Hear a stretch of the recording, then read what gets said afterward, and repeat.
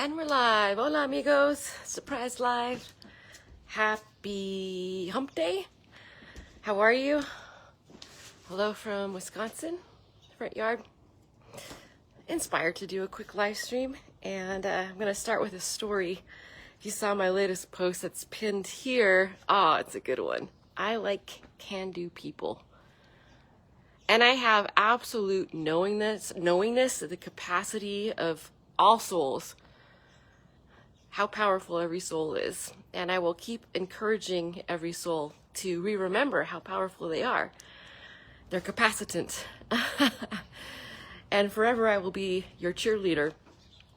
Real quick, I want to give you an update because a lot of people keep asking me about it. You hear that? The little birdies?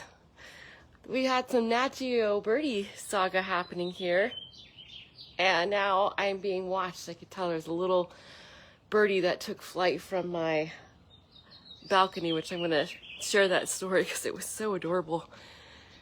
And now he comes back and sits in these birdhouses and sings his heart out. And it makes me smile. It makes my heart smile to see little birdies sing their heart out. He's like a teenager bird now. And we actually may have more birds that come and do a second round of babies laying eggs here in our birdhouses on the front porch, which is really cool to see. There's actually quite a few places that they like around this property. So if you were watching the last live stream I did, I was standing right here and early in the morning, and a lot of people had seen me, made a video about picking up this still living, breathing baby bird, not quite a fledgling, and I had a glove on and I put it back in the hanging bird nest because it was still breathing and I wanted to give it a chance. Well, the next day I saw that it had died. They had pushed it like kind of hanging out of the nest, so I removed it and noticed that the other fledgling in there was getting really big and strong. They were like, he had no room. He had outgrown the nest. I'm like, this baby bird's gonna fly soon. So for those asking about the NatGeo bird saga here's a quick update before I move to my I like can-do people theme. So I'm sitting here on a live stream right here, and I had looked at him. He was like ready to hop out. He was big. He was, fluffing his feathers, preening. And while I was on the live, I heard this thud. And I look, and I'm like, oh, he just jumped out of the nest. And so I watched him on the live stream, and then for the next hour, I could not take my eyes off this NatGeo moment of just preciousness that was happening. He was right here, inching forward, little by little, hop, hop, hop. He was fine. His parents kept bringing him worms and pep talking him like, okay, now you're going to fly. He dropped down from the nest. Was actually a better place to take off here from the balcony. As you can tell, it's quite the drop. You're looking at about 12 feet down to the garden down here below. And it was about an hour. He was hopping around, flapping his wings. You could tell he was being called to the next chapter of becoming a bird, right? He knew something was calling him, and he was excited. He was preening. He was looking at all the chickadees that were coming around here, eating sunflower seeds that I put out, and just like working himself up to be able to take his first flight. And it was like the most adorable thing to witness. The parents were very active and vocal with him. Like, come on, you can do it. Now that you're here, you're at the edge. He got to the final edge. And I was just watching, and then he just went for it. And he just jumped off. But he didn't even flap his wings. He just jumped, launched himself, and boom, plummeted to the garden below. And I laughed so hard because it was so cute. Like, he's like, well, here I'm gonna go and jump and not even flap his wings. Like, his first flight was, you call it a failure, right? Of learning how to be a bird. But what I liked about it and what I saw in this little guy, it was so cute. And I went and checked on him. He was fine. He was hiding below the ferns down below.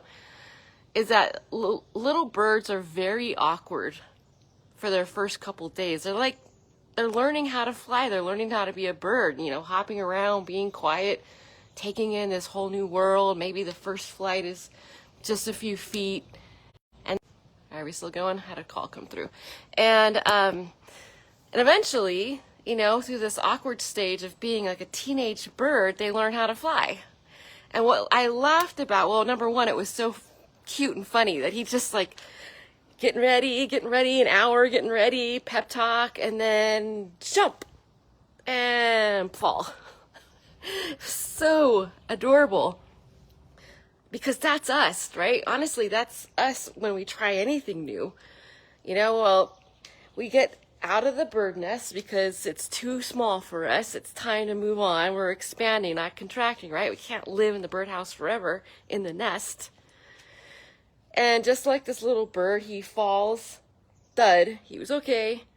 And now, an hour, he's working himself up to his flight. But he's not going to learn how to fly by just flying out of the birdhouse. That's not what, you know, fledglings do. They have to, you know, they have to first leave the nest, and then, like he did, well, he took his first attempt. Hola, mi amigo. Hi, Ro. How are you? Yeah, say hi where you're joining, guys. This is a really great topic. And it's messy, and it's awkward, and it's clumsy, like that little baby bird. And then eventually now he's coming back, and it's just, it's so cute to see, like, he figured out flying, right? But we can't take this magnificent flight in life, whether it's launching a new business, asking someone out on a date, you know, taking care of our health, getting our body healthy again. Maybe it's writing your first book, you know, going on a multi-continent trek expedition somewhere, whatever it is, even having like a difficult conversation with someone. Those all, yeah, they take some guts, and maybe we're a little awkward at first. Like, take the first step. Because we won't know unless we take that first step, which could be a clumsy little awkward fall, toppling out of the nest, right? Rose says, good morning. Hola, buenos dias. Good morning. And anyway, so that's a little bit longer update than I'd like to share, but I had to tell that story because it's all of us. We don't know until we leap, and maybe it's clumsy and awkward and we look foolish and mess up, but you know, how will we know unless we go for it? And that little bird has turned out to be quite a bit of story content for me as an example. And now, hopefully, one day he'll come back and with his mate and lay eggs maybe in the same nest, in the same hanging birdhouse that he was born in and had his own experiences. Isn't that cute? Don't you like that full circle? I do. So real quick today, I want to make this a fast surprise live. Lots going on in my world, a lot of creation, although it's not quite visible yet, and I'm okay with that. And I'm really loving the creation, generation, envisioning process right now. I'm on a high. I'm like a kid on Christmas morning. Every day I wake up energized before the sun comes up, and I'm on it, in alignment, and it's so invigorating and stimulating, and I love it. And I'm like in beast mode right now. I'll go 12, 13 hours straight, and I'm like, this is awesome. I love it. It feels so good because it's in alignment. And I'm in flow state, so it's like coming through me versus me, you know, forcing anything. It's power versus force, which is a whole different way to create and generate, frankly. So back to can-do people. If you take a look, I'll post it in here, the post I put in today about looking at my whiteboard. So if you know, just a couple weeks ago, I just got back from Nepal and India for the Courageous Heart Expedition. I was gone about 45 days all through Nepal and India, and amazing expeditions and treks and humanitarian vision research and creation and adventure. And really, like, the amount of fodder that was created by some of my misadventures and hard lessons learned in the journey of self-mastery has been incredible. The hero's journey, which I'm following in my book 1, which is coming along really, really well right now. And it was just an incredible journey, and I'm still unpacking from it, still doing a reset after There's just so much to integrate. And I was looking at this whiteboard, and I just wiped it today, but I was looking at it because it was pre-expedition, and I remember before I left, I'm like, oh, this is so hard. And I look at it now, and I'm like, that's not hard. Like, what do we call hard? Why are we limiting ourselves that way by just calling something hard, difficult? I can't do it, right? And I shared a story in this post, which I'll put in here. You're going to love it. About when I was walking my first Camino in Spain, 40 days walking across Spain. I didn't research it. I went there just like all in, but not knowing what's going to happen. And something happened with getting cash out of ATMs. It was like 3 weeks, 21 days of fiestas in Spain, where I was walking on the Camino every day.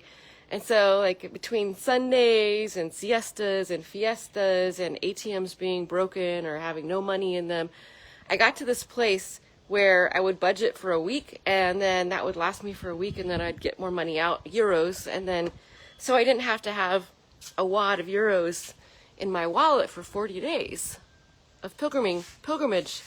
And then I couldn't get, for like a week, I couldn't get any money. Everything was like the fiestas, the broken ATMs, this, that. I mean, it was almost like comical. You couldn't make it up.